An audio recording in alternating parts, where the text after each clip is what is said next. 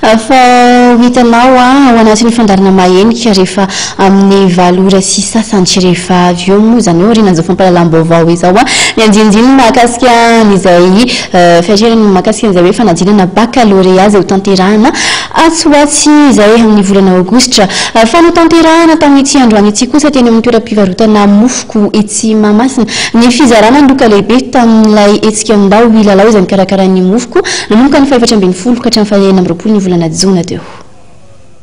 Anarivo ny loka nozaraina ho an'ireo mpanjifa izay nandray anjara amin'ny lalao ndao ilalao no karakarain'ny mofoko ny fa 4 hatramin'ny fa 9 ny volana jona lasa teo. Loka 240 manso no nozaraina.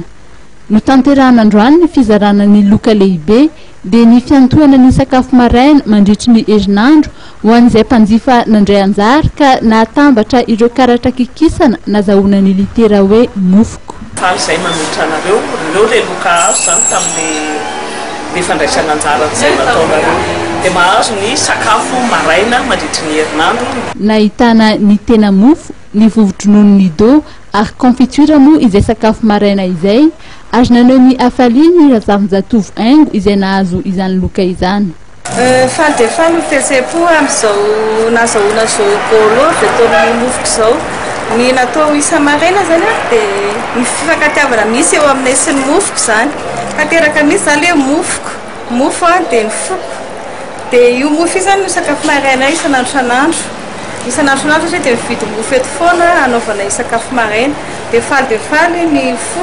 Satria tena tafaresany piso mana zany eo amin'ny mpanjifa sy ny mofoko amin'ity mofo ity. Izay tena mofo feno.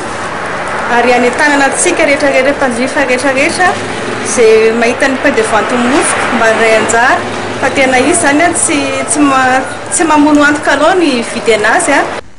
Mbola nahazy ihany koa coffret chocolat moa ity farany. Maro dia maro moa ireo mpanjifa tonga naka ny lokany androany. Anisan'ny mampiavaka ny vokatra mofoko moa ny otrikaina izay hoentina satria dia ahitana fer sy vitamine B9 ao anatiny izay mety tsara ho an'ny fitombony ankizy.